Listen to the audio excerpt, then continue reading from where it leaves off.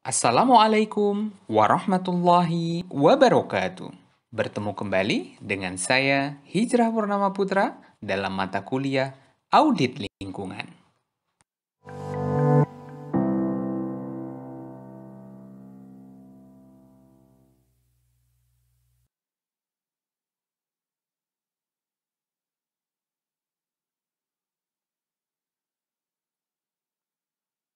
Pada pertemuan ke-8 dalam mata kuliah Audit Lingkungan, Program Studi Teknik Lingkungan, Fakultas Teknik Sipil dan Perencanaan Universitas Islam Indonesia, kita akan membahas terkait dengan audit bahan berbahaya beracun.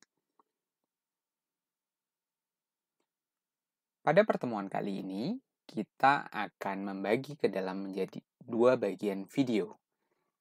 Video yang pertama, kita akan membahas terkait dengan peraturan-peraturan yang berhubungan dengan bahan berbahaya dan beracun. Dan pada video kedua nantinya, kita akan membahas tentang manajemen bahan berbahaya beracun. Baik, untuk masuk ke video yang pertama kali ini, terkait dengan peraturan-peraturan atau regulasi terkait dengan B3, terdapat banyak sekali regulasi yang berhubungan dengan B3. Tentunya, B3 ini pastinya sudah dibahas dalam Undang-Undang 32 tahun 2009 tentang perlindungan dan pengelolaan lingkungan hidup. Kemudian muncul lagi ada Undang-Undang Nomor 19 tahun 2009 tentang ratifikasi Konvensi Stockholm. Kemudian, yang ketiga adalah Undang-Undang Nomor 10 tahun 2013 tentang pengesahan Konvensi Rotterdam. Yang keempat ada Undang-Undang Nomor 5 tahun 1984 tentang perindustrian. Karena kita pahami bersama berbagai macam bahan berbahaya beracun ini sangat erat hubungannya dengan perindustrian. Nomor 5 ada Peraturan Pemerintah Nomor 7 tahun 1973 tentang pengawasan dan peredaran, penyimpanan dan penggunaan pestisida. Dan pestisida juga termasuk ke dalam kategori B3. Yang keenam adalah Peraturan Pemerintah Nomor 74 tahun 2001 tentang pengelolaan B3. Peraturan pemerintah ini seringkali digunakan sebagai acuan dalam pengelolaan B3. Nomor 7 adalah Peraturan Menteri Lingkungan Hidup Nomor 3 tahun 2008 tentang tata cara pemberian simbol dan label B3. Regulasi ini sering diacu dalam pemberian simbol dan label pada pengelolaan B3 yang terdapat di berbagai macam lokasi. Yang kedelapan adalah Keputusan Menteri Tenaga Kerja Nomor 187 tahun 1999 tentang pengendalian bahan kimia berbahaya di tempat kerja. Nomor 9, Peraturan Menteri Kesehatan Nomor 472 tahun 1996 tentang pengamanan bahan berbahaya bagi kesehatan. Karena sangat erat hubungannya penggunaan B3 ini yang akan berdampak terhadap kesehatan. Nomor 10 adalah Peraturan Menteri Perdagangan Nomor 23 tahun 2011 tentang pengadaan, distribusi, dan pengawasan bahan berbahaya.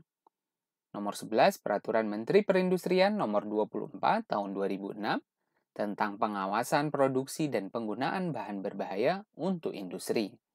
Nomor 12 Permen LHK Nomor 36 tahun 2017 tentang tata cara registrasi dan notifikasi bahan berbahaya beracun. Dan yang terakhir adalah Peraturan Menteri Lingkungan Hidup dan Kehutanan Nomor 74 tahun 2019 tentang program kedaruratan pengelolaan B3 dan atau limbah B3. Harapannya teman-teman semuanya paling tidak memiliki dan menyimpan file dari 13 peraturan terkait B3 ini. Walaupun pada saat kegiatan audit berlangsung, sangat mungkin peraturan regulasi ini berkembang lebih lanjut terkait dengan lokasi-lokasi yang spesifik. Terkait dengan kewajiban pengolahan B3, terdapat pada pasal 58 Undang-Undang 32 tahun 2009 tentang perlindungan pengolahan lingkungan hidup. Disebutkan di sana, setiap orang yang memasukkan B3 ke dalam wilayah Negara Kesatuan Republik Indonesia terkait dengan kegiatan yang menghasilkan, mengangkut, mengedarkan, menyimpan, memanfaatkan, membuang, mengolah, dan atau menimbun B3, wajib melakukan pengolahan B3.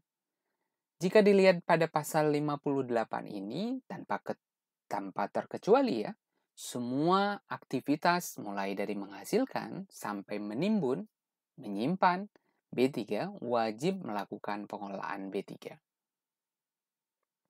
Pasal 59 ayat 2 dalam undang-undang yang sama disebutkan dalam hal B3 yang telah kadaluarsa, maka pengelolaannya mengikuti ketentuan dari pengelolaan limbah B3. Nah, mudah-mudahan mulai dari materi ini, teman-teman semuanya sudah bisa memahami mana yang disebut dengan B3, mana pula yang disebut sebagai limbah B3. Filosofi pengolahan B3, upaya pengendalian resiko pada setiap simpul daur hidup B3, setiap jalurnya, mulai dari dihasilkan, diangkut, diedarkan, disimpan, digunakan, dan atau dibuang atau dimusnahkan. Karena sifatnya sudah kadaluarsa, salah satunya begitu. Nah, setiap bagian dari pengolahan tersebut, maka perlu dilakukan pengendalian risiko. Karena kita tahu bersama B3 sifatnya berbeda dengan bahan-bahan yang lainnya. Tujuan dan prinsip pengolahan B3 ini, salah satunya adalah tujuannya mencegah dan atau mengurangi risiko dampak B3 terhadap lingkungan hidup, kesehatan manusia, dan makhluk hidup yang lain. Jadi ada 3 poin utama dari tujuan pengolahan B3 ini, yang nantinya akan membawa dampak negatif terhadap keberlangsungan lingkungan hidup, kesehatan manusia, dan makhluk hidup lainnya di luar aktivitas manusia. Pengolahan B3 memiliki tiga prinsip utama yang digunakan adalah minimalisasi B3. Artinya B3 yang nanti dikelola seminim mungkin mengurangi dampak yang terjadi. Yang kedua adalah pengolahan secara terpadu, mulai dari kegiatan produksi, penyimpanan, penggunaan, pengangkutan, pengedaran, dan pembuangannya. Prinsip cradle to grave, dari awal hingga akhir. Yang ketiga adalah berpegang pada prinsip pembangunan berkelanjutan dan peningkatan kualitas hidup manusia. Nah, harapannya dengan kita mengetahui prinsip dan tujuan pengolahan B3, walaupun dia belum menjadi limbah B3, menjadi perhatian kita bersama. Bahan B3 ini, bahan berbahaya beracun ini, adalah setiap yang mengandung B3 karena yang pertama adalah sifatnya. Yang kedua adalah konsentrasinya. Yang ketiga adalah jumlahnya.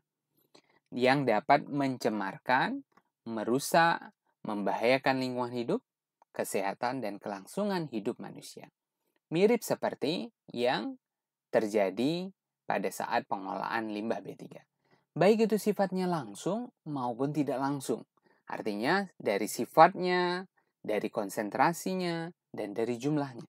Berarti ada kategori khusus mana yang disebut sebagai B3, mana yang bukan B3. Nah, mudah-mudahan teman-teman masih mengingat mata kuliah pengolahan B3 yang sudah dilewati beberapa semester sebelumnya. Namun jangan khawatir, kita coba pelan-pelan mengingatkan, merefresh kembali materi yang sudah didapatkan sebelumnya. Klasifikasi tingkat bahaya dalam pengolahan B3 sesuai dengan PP 74 tahun 2001 tentang pengolahan B3 disebutkan bahwa terdapat 15 sifat, 15 tingkat bahaya mulai dari mudah meledak, pengoksidasi, sangat mudah sekali menyala, sangat mudah menyala, yang keenam amat sangat beracun, yang ketujuh sangat beracun, yang kedelapan beracun, yang kesembilan berbahaya, kesepuluh korosif, bersifat iritasi, berbahaya bagi lingkungan, karsinogenik, teratogenik, mutagenik. Nah, mudah-mudahan bisa dihafalkan dulu ya. 15 dari tingkat bahaya dari jenis-jenis B3. Nanti pada pertemuan selanjutnya kita akan bahas tentang limbah B3 yang sifatnya tingkat bahayanya tentunya berbeda dengan B3. Kemudian tata cara pemberian simbol dan label bahan berbahaya beracun sesuai dengan Permen LH nomor 3 tahun 2008. Mulai dari mudah meledak, pengoksidasi, sangat mudah menyala, dan seterusnya sehingga bahaya berupa gas bertekanan mutagenik, teratogenik, karsinogenik, dan seterusnya. Ini disampaikan beberapa label-label yang digunakan. Jadi menggunakan simbol-simbol yang disepakati bersama agar simbol ini dapat dipakai di berbagai macam. Simbol atau label ini digunakan untuk berbagai macam aktivitas untuk menandai salah satu sifat dari limbah tersebut. Apakah limbah tersebut mudah meledak? Apakah limbah tersebut beracun, iritasi, mudah teroksidasi, korosif, dan seterusnya. Jadi tidak perlu diketahui, dirasa terlebih dahulu, terjadi terlebih dahulu. Tapi dari label, dari kemasannya, bahan-bahan ini dapat mudah diketahui sifat yang ada di dalamnya. Selanjutnya, B3 tersebut dapat terdiri dari 3 fase, baik itu gas, cair, dan padat. Tentunya ketiganya memiliki pola yang berbeda dalam sistem pengelolaannya. Kita akan lanjutkan dalam materi selanjutnya pada video yang kedua.